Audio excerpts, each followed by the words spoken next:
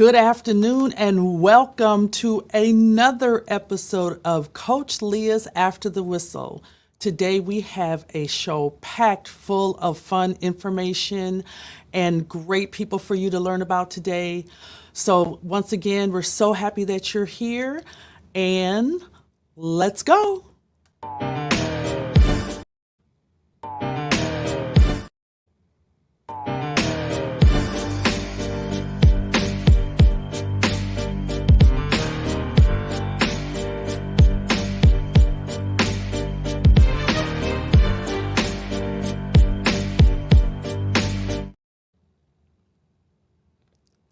We are so glad that you decided to join us today. Now listen, if you have an opportunity to share, please download this episode and watch it again at your leisure. Comment even after the show. Even if you're watching live, comment afterwards as well. Let us know what your thoughts are. We're nearing the very end of season 1, and so it's real important that you share your insights with us about how you feel about Coach Leah's After the Whistle.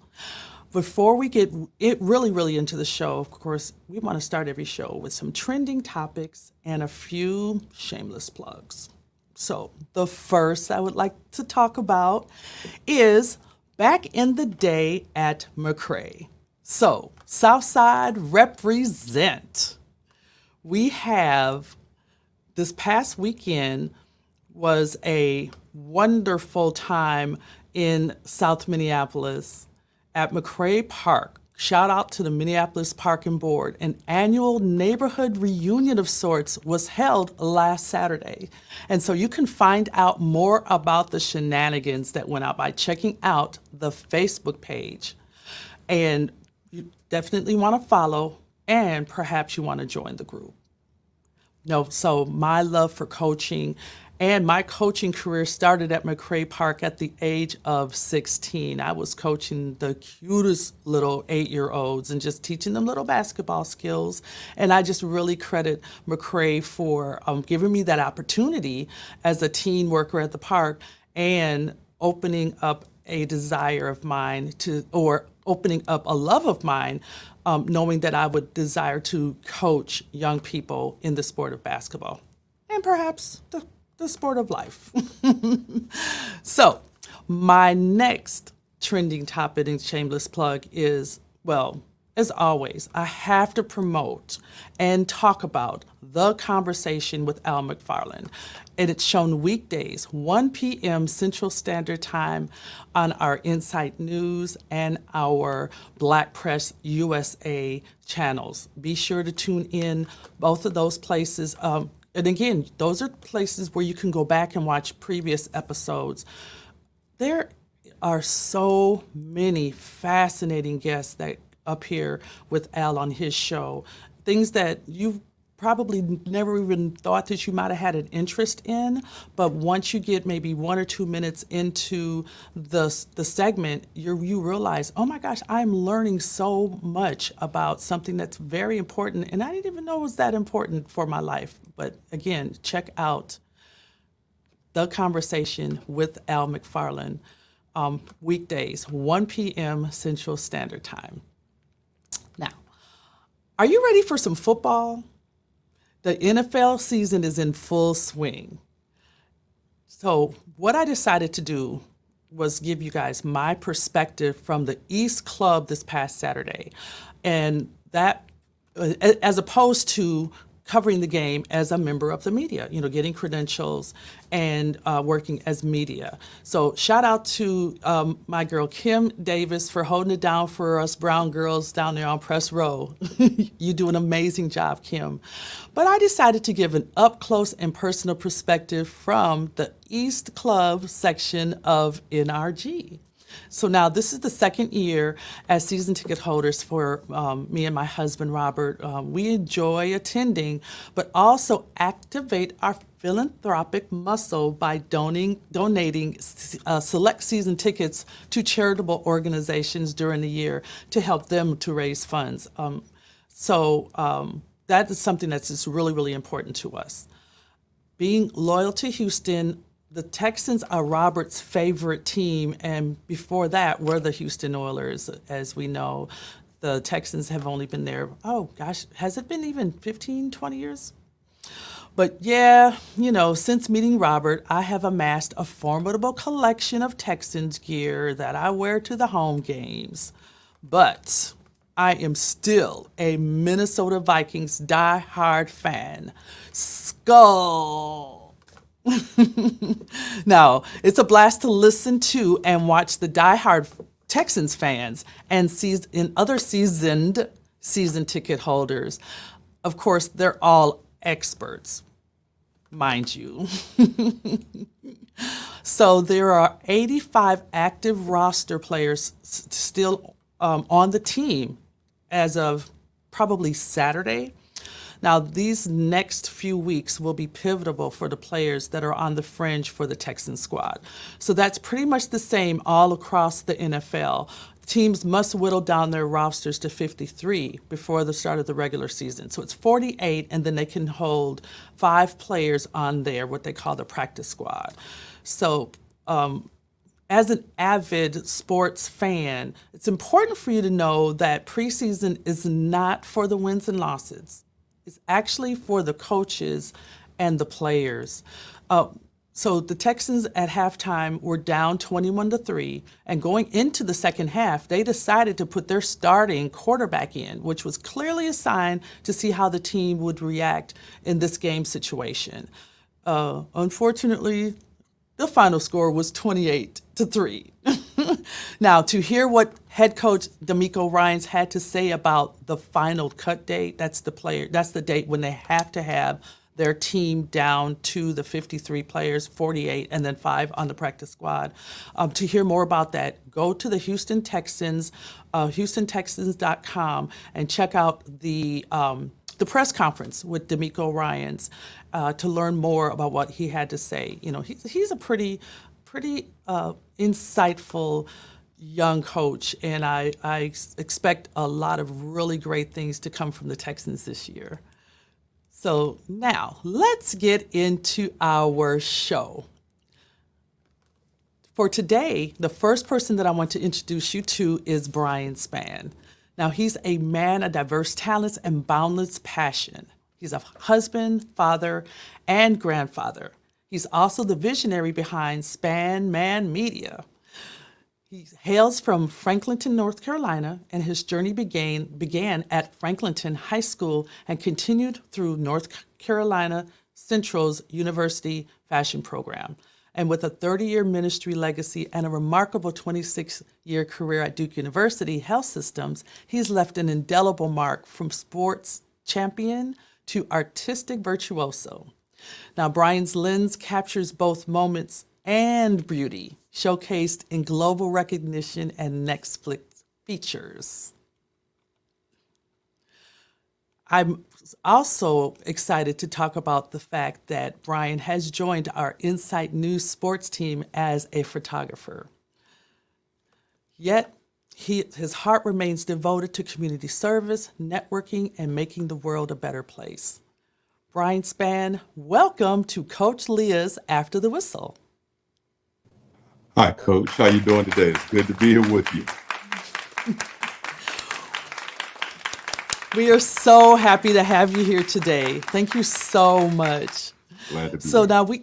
now no problem. So now we've got a few things that we definitely want to talk about today. But my first question, actually, it's a comment. It's my belief that I am 1 degree of separation from pretty much everybody on the planet. Now, it's most obvious that your lovely and amazing and talented wife and my business partner, Sylvia Crowley Spann, is our 1 degree of separation. I think that's a pretty good one. I don't think it can get any better than that. So. I mean, actually, no. When she first told me about you, I was just so happy for Sylvia and for you.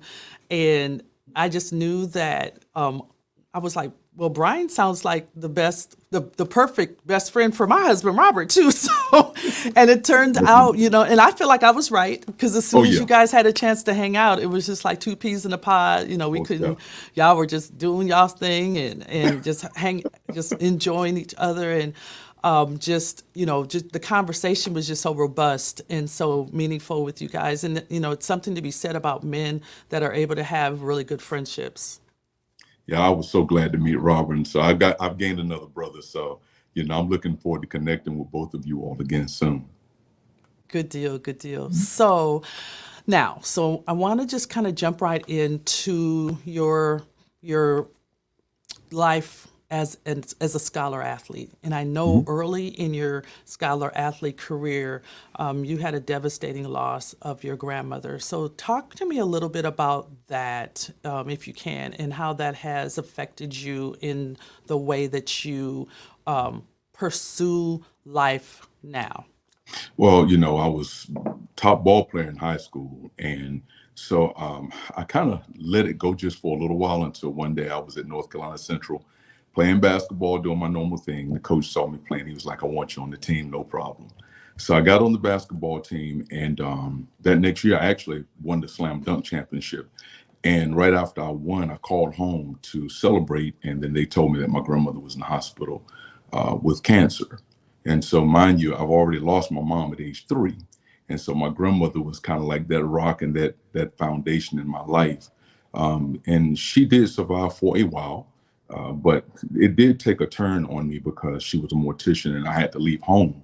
I mean, leave school, and I went back home to be with her until she got better. And then as things got better, and then my uncle, who is now the owner of the funeral home, Mr. Joe Cutchins, when he was able to get settled there, then I was able to just move back to Durham.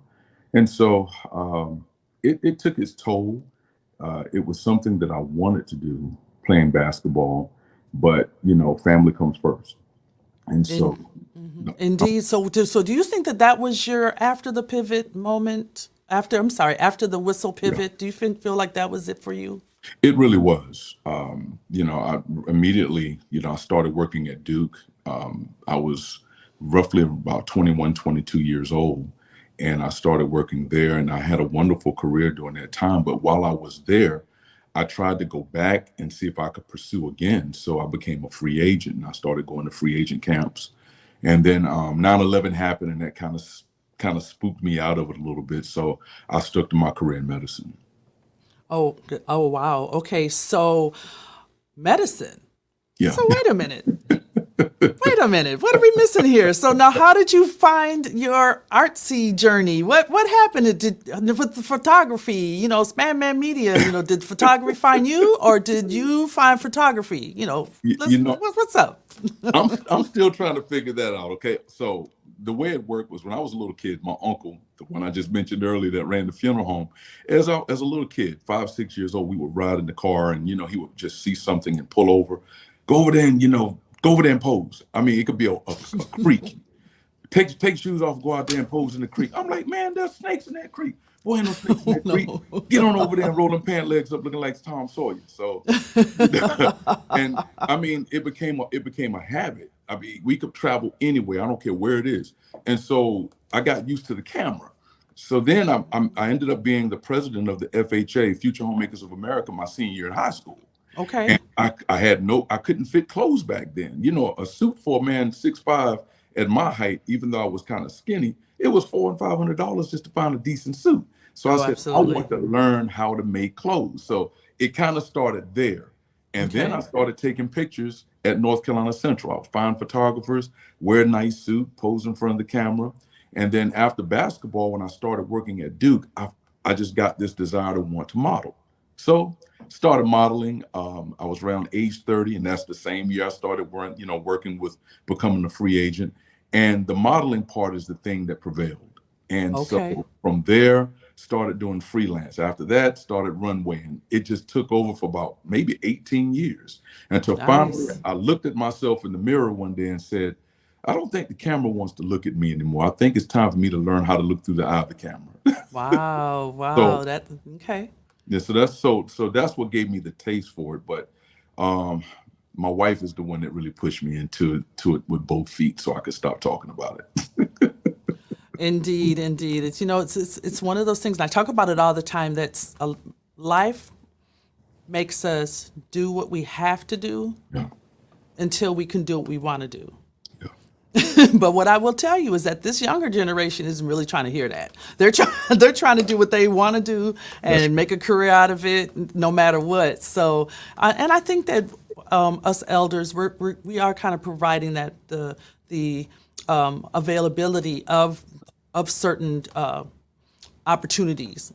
Yes. Because we know that that's where they're going to thrive anyway. And so, why have them work in jobs that they just cannot stand and, come to work just unhappy every day and barely doing the job. So, I think that it is important that we kind of maybe try to help them to find their way in where they're passionate. But we definitely cannot say that we could afford to do that when we were coming up.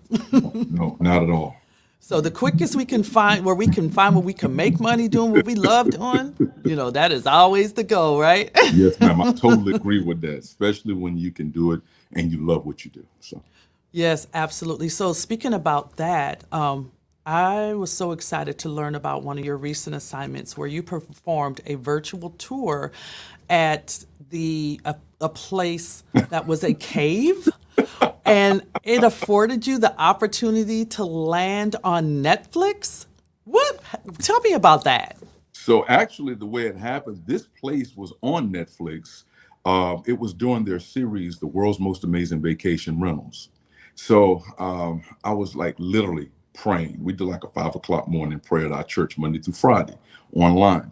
And so, I stayed faithful to that. And one day I was like, Lord, I need something that's really going to just make my stuff pop off. I respect all photographers, but you have that competitive mind, something that would just set your stuff apart from everyone else. So after the 5 o'clock prayer, which ends after 1 hour, about an hour later, I'm on Facebook and I see this cave. And I'm a big Batman fan. Let me just tell you that right now. You talk about a cave, I'm thinking I'm Bruce Wayne. And I see this place and I'm like, this has got to be a Facebook scam. And I could just hear this small, still voice say, you better do your research. And so I always said that had to have been God. So I did my research, went on Google and YouTube and found this place was real. It was called Beckham Creek Cave in Parthenon, Arkansas. So after going on their website, I found a phone number thinking it's a desk number. Lo and behold, it was the general manager's number. Her name is Rain Davidson. And Nice. she responded back. I stated, I'm a photographer from North Carolina, would like to know if you'd like to have updated photos. And she was like, well, we already have those things. And then I was like, oh man, I had that womp, womp, womp feeling, And Right. I could hear that voice coming back again saying, you have not because you asked not. So I went back in and I sent a text and said, what about a virtual tour? All of a sudden, the response was, we've always been looking for that, but we can't find one. I said, I'm your man. So I sent her to my website and we talked for about 2 or 3 days. And then she was like, look, this is something we would love to have done. And we would love to get you and your wife to come up to Parthenon and we'll give you 3 nights. We will barter with that. Because I didn't have a problem bartering because the place was $2,200 plus tax a night. So There we go. I was like, hey, I'll do it. I get the access to this place and I can tell people about it, but I'm also giving them a service. And so we took my virtual tour camera there. And in one day, I was able to complete it, 5,800 square feet of a 4-bedroom, 4-bathroom property sitting on Wow. 256 acres of land. And they thanked me for it. They even made me their promotional ambassador. And I'm in good contacts and a wonderful relationship with Miss Davidson and everyone there. Okay. Well, shout out to what's called Beckham. What's Beckham it Creek called? Cave, Beckham Creek Cave Lodge, General Manager Rain Davidson in Parthenon, Arkansas. Okay. So shout out to them. Now you have just your eye, and to see beauty and to see how to bring things to life that are even still is pretty remarkable. I know we have a couple other pictures that you've shared with us to show our viewers, and so I just wanted them to see some of your work right now, while also asking you what are your plans for sports photography for Insight News.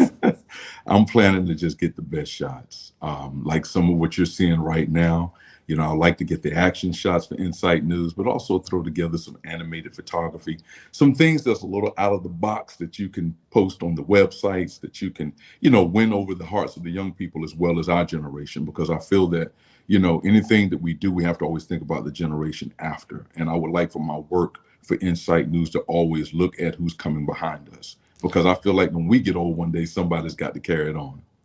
That's true, and I will tell you, having a multi-generational view of things is something that I find so admirable about you, and another reason why I feel like we've become such great coworkers and partners and everything. And so, we're very excited for what you're going to bring to Insight News and with our sports and some other projects that I'm sure we're going to be working on in the past. So listen, we can talk all day, like all day, no problem. But I wanted to make sure that we can kind of get through our show today. But before we let you go, I want you to talk about your inspirational quote. I want you to read it, and then I want you to tell us why your inspirational quote is so important to you. Well, one of mine is that you can't get ahead by leaving God behind. And this is something that I have coined from my apostle, John A. Bennett, because he's always taught us in business, whether it be in church or anything that you do in life, you have to look at who gave you the gifts and talents that you have. And you can't forget who gave it to you, and then don't use it as a stage of influence to give him glory for it. And so for those that are religious or non-religious, that's just something I believe in, because I know that we all had to come from someone higher than ourselves. And we didn't gain the ability to think, receive wisdom, understand on our own. It had to have come from someone above ourselves. And I always want to make sure that I give homage and give respect back to the Lord for what he has done for me, because I realize that my ability didn't just come out of my own hands. It was given to me. And, like they said on Spider-Man, with great power comes great responsibility. So that's your other quote about Spider-Man. Yeah, my wife gets on me all the time. I'm going to tell you something. That Sylvie Crawley Spann, I make her watch cartoons. Forgive me. Oh, you make her. Okay. Yeah, I put spider webs on and I just sit right there. No, It's terrible, terrible. Well, listen. Before you go, please tell everybody how they can get in touch with you with your Spann Man Media, and with some of the other things that you're doing in your ministry as well. Sure. So you can reach my website at Spann Man Media, the number one.com. I'm also on Instagram as Spann Man Media. I'm on Facebook as Spann Man Media, but I'm also on LinkedIn as Brian C. Spann, which is Spann.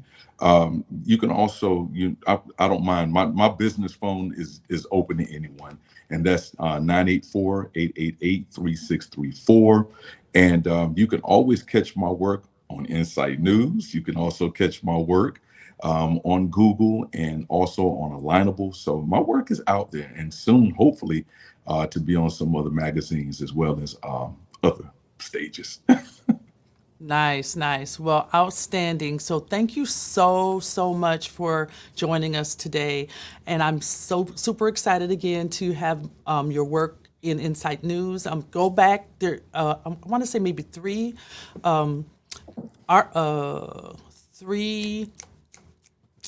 weeks ago, we featured Brian Spann in Insight News. So go ahead and take a look at that as well, so you can learn more about him in Insight News in print. So, well, Brian, thank you so much. I know you got some other things you got to do today other than hang out with us. It's been an honor and a pleasure. And we will see you very, very soon. All right. Thank you so much for having me, Leah. Coach Leah. Absolutely. Thank you. Now, everybody, get ready to be inspired by the dynamic journey of Reverend Vascola Stoney. From Fort Pierce to Houston, she's marched to the beat of her own trumpet, earning degrees in mass communications and divinity. With a passion for preaching, teaching, and the arts, she's a force to be reckoned with on both the local and national stages.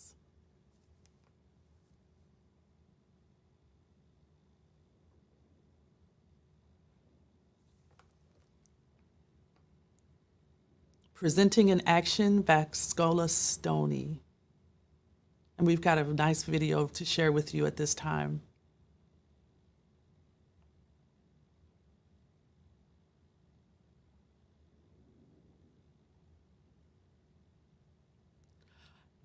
So while we're getting that queued up, folks, I just wanted to... So much of it still exists in the world today, to me, is a bit unnerving. Because how can we hate what God created when it's all so amazing? The heavens and the earth, he created them first, and it's amazing.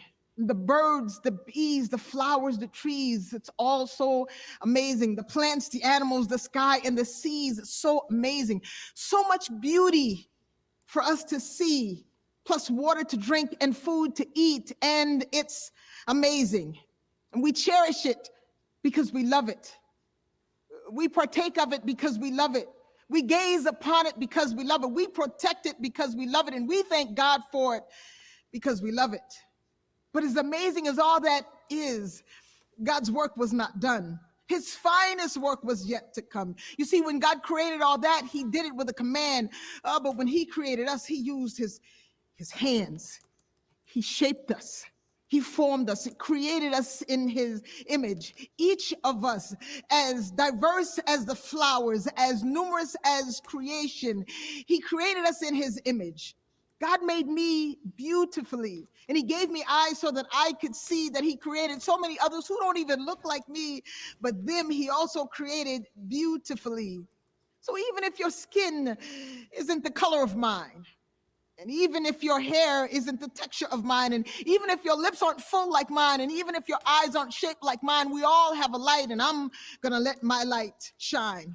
Shine so you can see his beauty in me. Shine so you can see his majesty. Shine so you can see the peace in me. Shine so you can see his compassion in me. Shine so you can see that we are his masterpiece. They say that I'm a piece of work. They don't know the half. They really don't even have a clue. That's why I shake my head sometimes and laugh. You see, they don't know that I have an advantage. My creator, he's an expert. Now, they've already done their reviews about me, and they've only seen an excerpt because I'm a piece of work for sure. An original piece never seen before. Everything about me is unique to me.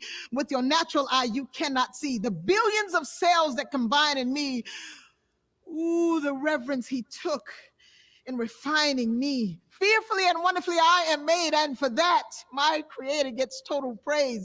I'm a piece of work indeed, born with everything I need in order to succeed. I have an expected future my past will not impede. I'm a piece of work, all right. I glow in the dark to bring forth his light. Now, my imperfections make me perfect. Perfect, that is, for my creator's purpose. So don't be fooled by any scratches on my surface, because I'm a piece of work, but I'm rare. So I must insist you handle me with care. You can't just grab me and move me around, keep picking me up and putting me down, trying to shake me, trying to break me, trying to see how far you can take me, trying to sell me and then trying to buy me, trying to hold me back and deny me. And when I defy you, you say I'm a piece of work. You better believe it. Please take a moment and try to conceive it. I have the courage to dream and the power to achieve it. Now, I walk by faith, so I expect to receive it. That's my final answer. Y'all can take it or leave it. Or maybe one more chance to help you perceive it. I'm not a dime piece. I'm a prime piece. Divine, top of the line, keeps getting better with time piece. So I'm a really fine piece. Don't get that twisted.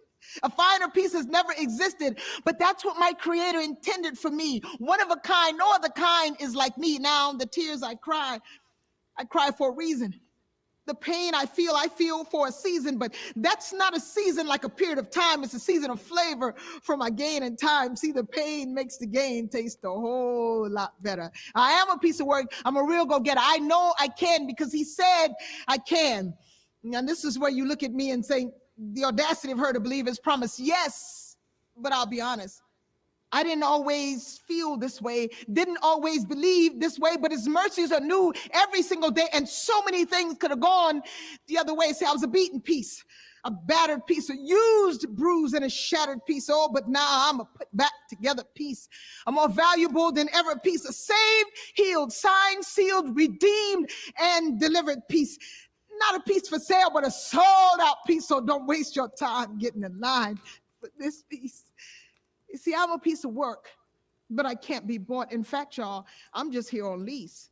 I'll soon return to my rightful owner because we are God's masterpiece.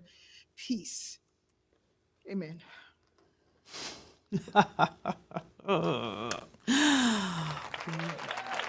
Let's give an after the whistle warm welcome to my dear sister friend, Vascola Stoney. Hello. Yeah, that's what I say. Girl. That's what I say. My God. You girl. I know, right? Like every time I hear that one, I'm just like, oh, God be praised. So listen, sister, we've been trying to get together for a minute. And that was my line. Full disclosure, people, Coach Leah's After the Whistle has been a blessing for me because I will tell you what, some of my friends that, come on as guests, featured guests on After the Whistle are people that I love dearly that I haven't had a chance to see in a long time. And this is how I tricked them to see me. Shame on you. I know, right? I know. But however we get to do it, it's fine because it's been a long time coming. So yes. So yes, indeed. So and now I'm excited. I'm on Coach Leah's After the Whistle. What? Yeah. Oh, okay. Yeah, no, I am so serious. So what a lot of people don't know about you is that you were a big time elite athlete growing up and kind of turned in your gym shoes for a trumpet. Actually, you probably were doing both at the same time, and then the trumpet ended up prevailing. Season. So, talk to the people a little bit about the importance of sports for you as a youth. Listen, it was I had a lot of people around me who were athletically inclined and who did sports. If I'm honest, it's kind of one of those ways that kept me from having to go straight home after school because I had chores and dishes to wash and things like that. But so it's like if I'm on a basketball team, then I got to stay for practice. And of course, it never worked because with my dad, it's like I don't care what time you get in here because the dishes still need to be washed. They're yours, and you just have to do them. But once I always loved it, right? So it was basketball and track and volleyball. Even for a time, volleyball didn't pan out to be the thing, but basketball and track, and then and of course I marched in a band. But it kept me out of trouble. But it wasn't, that wasn't the motivation. I just once it's one of those things where a lot of it I didn't choose myself. It's like a coach said, you need to kind of try out for basketball, or something like that. Now I don't know if my father put a bug in their ear or what, but and then in the band it's kind of the same thing. In the band though it's a little different because I was following my father's footsteps. My father was a trumpet player, so I was following him. But being an athlete, playing in the band, playing basketball and running track, and then I was junior varsity because of my age, but because of my skill set, I was able to do varsity. And that was fun, but the varsity girls, they picked on you because, you shouldn't be here. You're too young. But I'm thinking to myself, it's fine because I'm here. So y'all can do whatever y'all want to do to me because I'm good enough to play on the team with you, right? So even that was motivation, but it was just fun. There was sisterhood. It was family. We got to travel with folks. And I knew that in order for me to participate continually, I had to keep my grades at a certain place. So Yes. it was that as well. And then, you know, small towns like mine, athletics was the thing. They loved to go to the football games and loved to go to basketball games. That Hmm. was the community thing. So for me to be a part of it and be for me to be somebody that, you know, was on the team when they came to see, I was excited. Um, Yeah. so it just meant a lot. It was good for me. So talk a little bit about Fort Pierce, Florida. I'm not familiar. Where is that in Florida? I couldn't tell you a whole lot about Fort Pierce, Florida, because I was born in Fort Pierce, Florida, and left there as a little girl to go back to South Carolina. That's why in my bio I always go. I was born in Fort Pierce, Florida. I was raised in South Carolina, Hmm. and I grew up in Houston. But so I can't tell you exactly where Fort Pierce, Florida is. That's just where I was born. You know, Got it. my parents. Quick story: my mother and father were from South Carolina. My Okay. father at that time was one to find work. He find work wherever he could, and Hmm. that this period the work was in Fort Pierce, Florida. So that's where he and my mother went, and she happened to be pregnant with me while she was there, and so I was born there. There's amazing story about. We'll have to talk about that one. It's a very funny story because it's attached to my name. People always say, "Where'd you get that name from?" And I got it from the woman who was the husband in the household that took my parents in, wouldn't let them pay to stay because they were young, but decided, but you can name that baby after one of us. That is Yeah, amazing. That is yeah. Her name is so cool. Vascola. Yeah. So, I talk so much about how important our oral history is, Mhm. for families. In that, no, that is a great story, and I hope that your son and daughter and everybody knows it and remembers it, and can keep passing that on because that's important. Oh And it yeah. is a very unique and beautiful name. I've always loved I it. love it. I love it. Yeah. I It had a police it's officer say to me, he says, "Oh, I've never heard that name before." I said, "And if you do hear, you arrest them and you change their name." Yeah, no, your that's mess. that's it. Oh, I love it. I love it. Okay, so let's try to stay focused because I know Okay. we can go all over the place here. Yes, we And can. I'm, the producers have helped me to put together some questions to ask you. So we're going to try to get through this list as best we can. We got a little Okay. bit of time. We got a little bit of time. But Okay. so talk about the role of not just athletics, but being a part of a band. Because I tell people all the time, being an athlete in college, I would always see, even at my PWIs, I would always see PWI stands for predominantly white Not in the white institutions. mistake.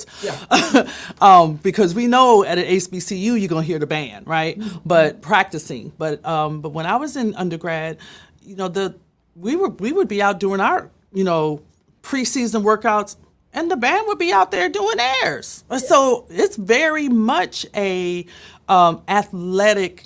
You have to have athletic Oh, trust ability, me. Yeah. or so. Talk a little bit about that while you were in the band. Now, that's really cool, and the fact that so when I was in the band in high school, the marching style was very different, right? It was considered course style, so it was for competition.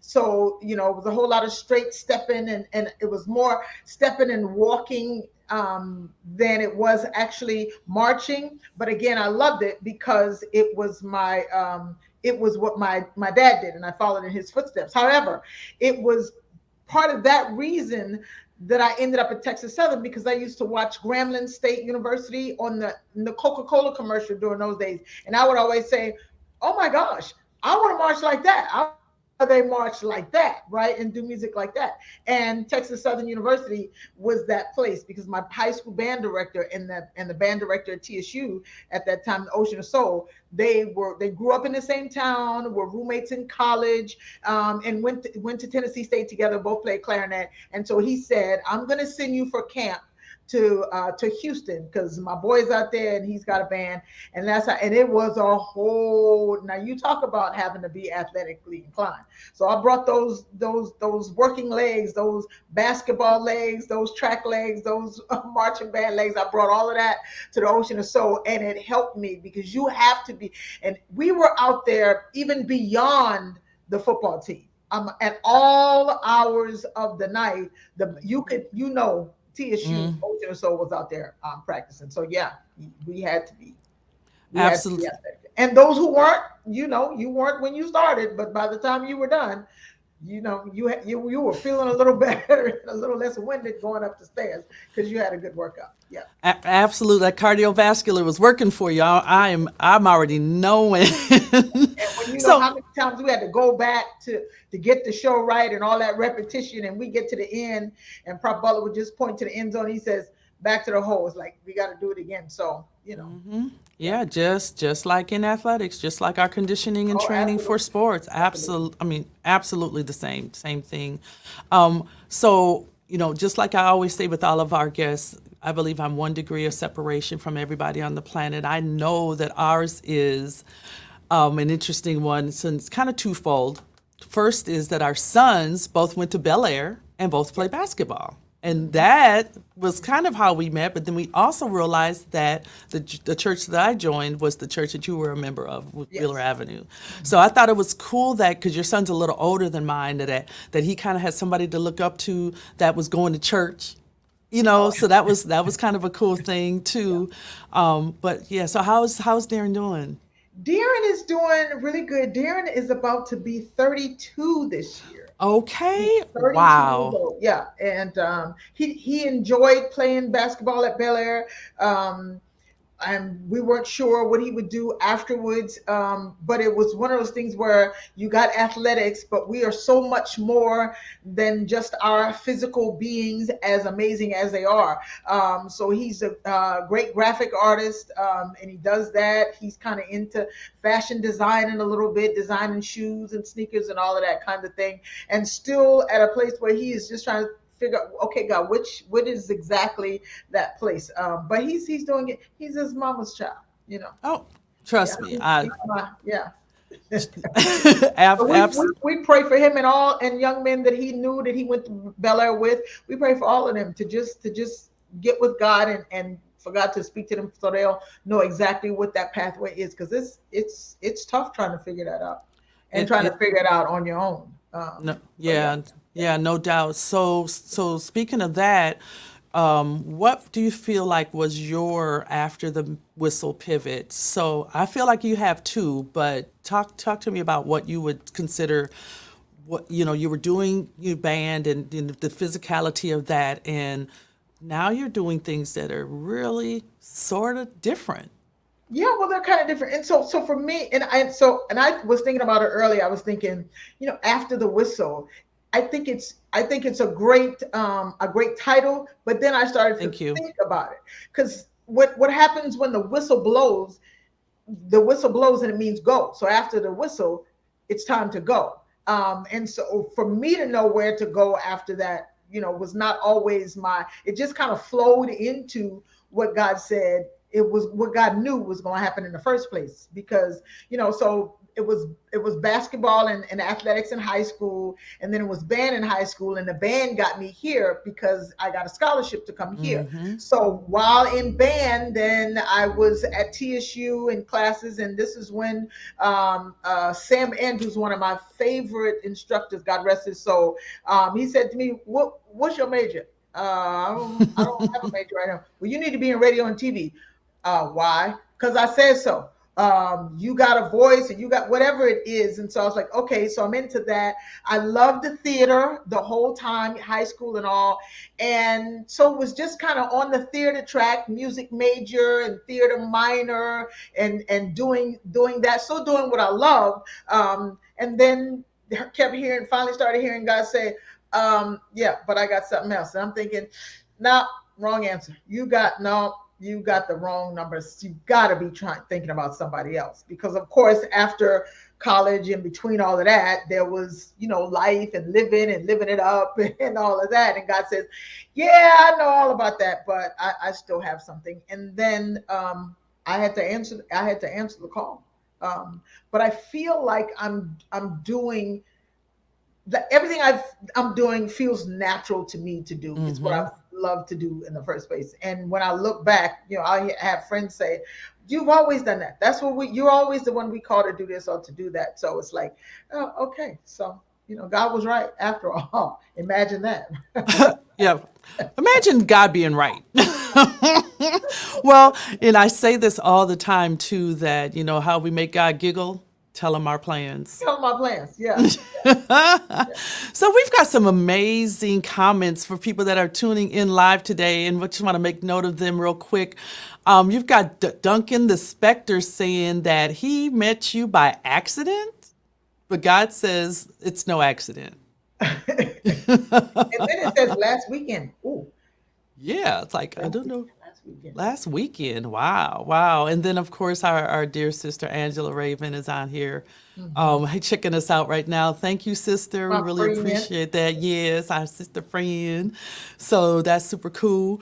But, talking about your call, and again, it's just been really fun being your sister friend and just kind of knowing your heart even in conversations that we've had and I'm always so grateful for the times that you've prayed for me, that you've called and didn't even I didn't have to say that anything was necessarily wrong or anything was necessarily heavy on my spirit, but you always knew, and you just always would just be that somebody that would be just there. And so that's so important to me, and I'm so incredibly grateful for that.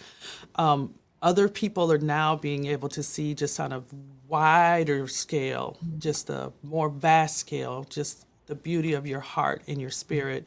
Talk to me about your ministry goals. Like, what are some of the ministry goals that you have at this time? I I I often ask God, like, God, what is it that you really want me to do? And it's like every now and then I can hear God say, what do you mean? It's like, I want you to keep doing what you're doing, right? And so ministry goes for me. And I think Pastor Cosby asked me when I was getting ordained, if there were no barriers or no restrictions or whatever, what is it that I would be doing? And I think it is so important for people for people to have hope, right? If we don't have hope, then we have no reason to get up, or no reason to move, or no reason to try, or no reason to think or to push ahead, or even to listen to anything else around. And so I think a message of hope, and in whatever way I can use to encourage people to see past what they see. That being the world around us, that being, this business of looking in the mirror and seeing past what we see, to let our eyes kind of fly. So I think about like this: what we sometimes we look, those of us of a certain age, when we look in the mirror and we see what looks like crow's feet, right? See, that's not what those are. Those are wings. Those are your eyes' wings. So you let your eyes fly so that you can be able to see more, so you can go higher and see a little more of what's going on. So I think every opportunity I get to transform, and people, sometimes label me just generally, and it's not a big deal, as a motivational speaker, but I like to consider myself, and I hope to be, desire to be, pray to be a transformational speaker, because I think you can get motivated in a moment, and then when that moment passes, then you see reality, and then you're less motivated because of you see. But I think when you can transform your mind, change the way you think, even about what you see, then you can move on no matter what it is that you see. So just with the word of God, with whatever inspiration, creativity he gives me, in whatever setting I'm in. I could be in the bathroom or in a grocery store, wherever I am. If there is a word, something that I can give to people to help them to transform the way they think about themselves, about God, about all that God is, about all that God says, that they think it's just too much for them to handle. If I can transform somebody's mind, lift them up, make them laugh, make them think, make them cry, make them believe, make them love, make them hate, make them do all of those things. Yeah, make them hate those things that need to be hated. Don't get me started. Now you got me. You got me. Look, I already know. I already know, sis. Yes. Yes, indeed. Yes, indeed. So listen. So, whoo. So, couple things. How long have you been a spoken word artist? Now, I'm putting air quotes up only because if people have ever seen you perform, you seamlessly go in from where you were just going into a piece. It's so seamless, and that's part of, in my opinion, that's part of your brand, that's part of your beauty, that's part of your artistry, that's part of just who Vascola is. But so how long have you been this spoken word artist? Listen, I can't tell. Before I answer that, let me just say, when you said Duncan the Spectre, and I said somebody I met a couple of days ago, and I was like, oh, I'm not sure what she just paused. She said, "This is Deborah Duncan." The message came in a different email under a different name, so that's why I didn't know. But that's Deborah Duncan. Got it. Who is Awesome. who's on with us today? So thank you for joining us. Listen, Absolutely. how long have I think ever since high school, I've been in speaker mode, but I will tell you and I've been writing a lot, right? Writing Oh and not yeah. performing.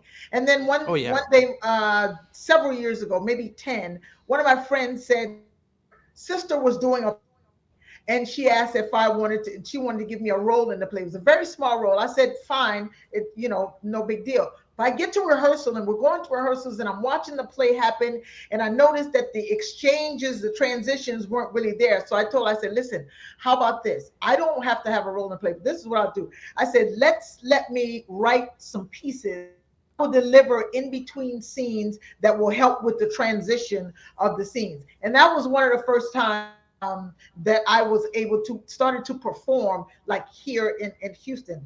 And Mm-hmm. from that, it's like going, and then it's from that in church. And if I'm, excuse me, perform at church, it goes from there to somebody wants me for their birthday party. Somebody wants me Mm-hmm. for their women's conference, for their baby shower. I had a young lady even ask me to do a piece at her mother's funeral. And I'm thinking, okay. And then listen, so I'm always asking God, when are you gonna let me preach? You called and made me a preacher. When are you gonna let me preach? And everybody around me goes, what do you think you're doing every time you get up there? So if I have to put it, Bars. okay.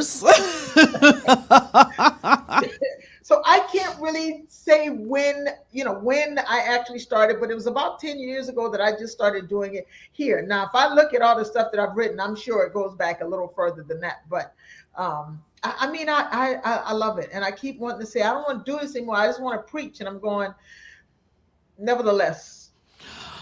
That part. So now,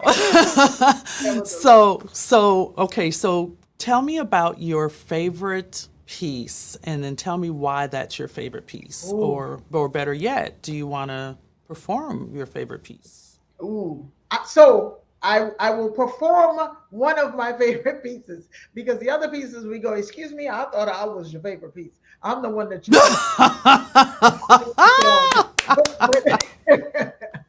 But this piece, Dare to Believe, is one that witnesses to me, and it helps so many others, and I just know that just because, excuse me, because of the response that I get from them, because it's this word believe, to be convinced of a thing, right? And I always think that when you believe a thing, that you move in the direction of that thing. So whatever it is, believe, be it positive or negative, that's what you're going to strive for because you believe it, right? So if you believe something negative to happen, you unfortunately, without even knowing, are going to take the steps that keep it from happening because you believe it not to be possible. But whatever it is that when you really, really, really believe, and when you dare in the face of everything that is against it, when you decide, I don't care, I believe it anyway. And that's especially true for me when it comes to the word of God. It's like, I don't care what the world says because I know what the word says, right? So I'm going to do, dare to believe. I dare you to stop believing the voices in your head unless they echo what the word of God says, that you are fearfully and wonderfully made. The price for your sin has already been paid because God so loved the world that he gave Jesus, who gave his life to save. So I dare you to believe so you can live, because that's why Jesus did what he did. Oh, strong winds will blow and you might bend. You might even find yourself in the lion's den with the heat turned up 7 times, and then your heart might break over and over again. But I dare you to believe is truly, truly your friend. Your broken heart in his hands can mend. It is he who blows and controls the wind. So I dare you to believe past your doubt that lack of faith brings about. And just about the time when you're ready to give up, I dare you to believe that God will show up and show out. I dare you to believe that he will open a window and pour and pour and pour and pour and pour and pour and pour and pour more blessings than you'll ever have room enough to store. I dare you to believe his promise. I dare you to believe it, because let's be honest, if you don't believe, you will never be able to perceive all that is possible for you to achieve when you dare to, not be scared to, refuse to live in despair to, say, never mind, life ain't been no crystal stair, to use the power of prayer to increase your courage to believe. I dare you to declare that there will be no more weeping and wailing, because you dare to believe that in God there is no failing. I dare you to believe that he is the Savior. He's a comforter, a keeper, a deliverer, a healer, and a redeemer. I dare you to believe that he will never leave you nor forsake you, that you will run through the fire and the flames will not take you. I dare you to believe that you were not a mistake. You were created on purpose, and there was a purpose for which he created you. I dare you to believe in you, that you are one of a kind and no other kind he created was created like you. So I dare you to believe and keep believing, because then you will dream and keep dreaming. And then you will ask and keep asking. You will seek and keep seeking. You will knock and keep knocking. You will find and keep finding. And then there will be no denying that your believing has led to your possibility of anything ever being able to stop you from believing. So go ahead, make my, I dare you.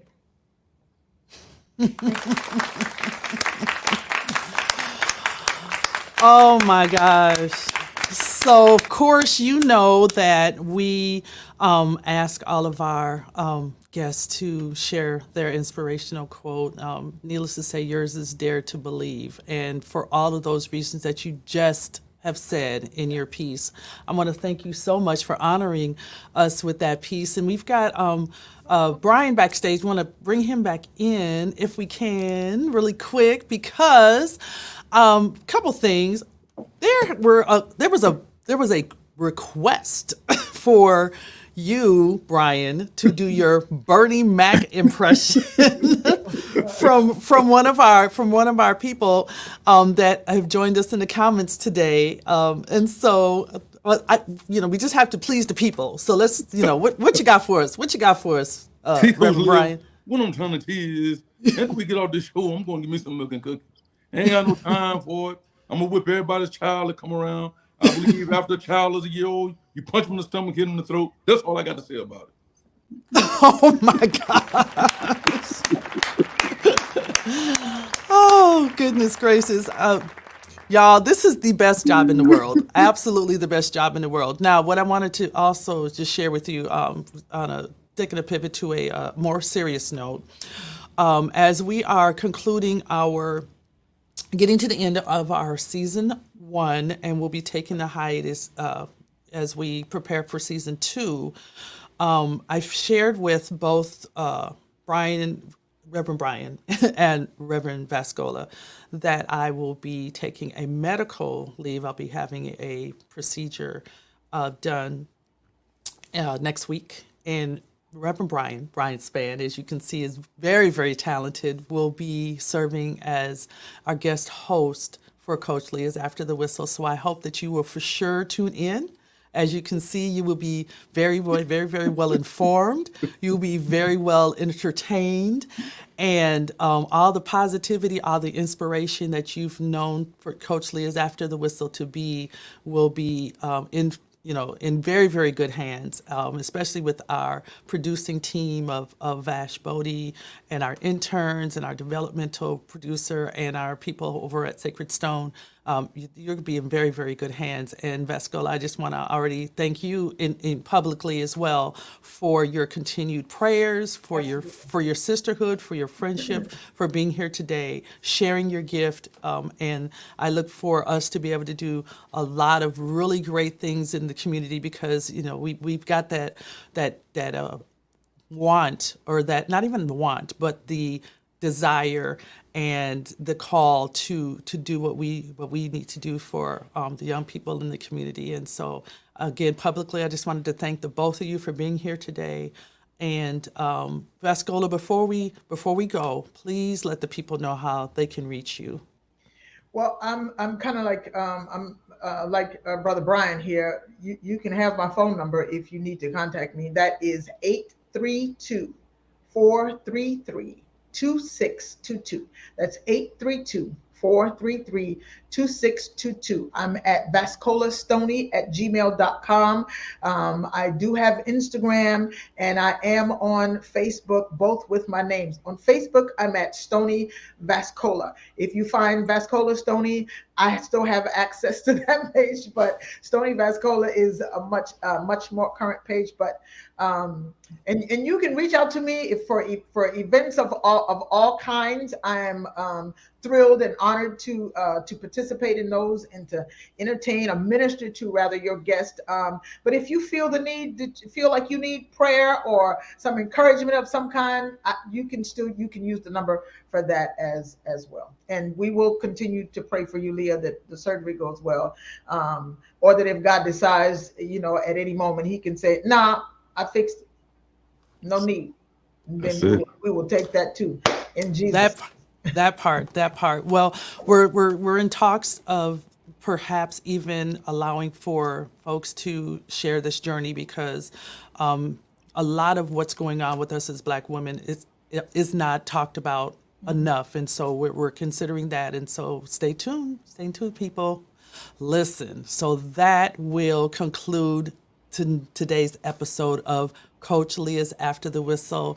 I'm so grateful that you guys joined us today. Be sure again to like, share, subscribe. Please subscribe to our YouTube channel. Guys, we're a little over halfway there for our 1,000 subscribers to YouTube, and I know it's because of you, and we can't do it without you, so continue to spread the word. Deborah Duncan, we're so glad that you joined us today, and Dr. Raven Anderson, we're so glad you joined us today. Yes, Sylvia Crawley-Spann, we're so glad you joined us today. Y'all are so awesome, and with that, I say bye-bye now. Bye-bye.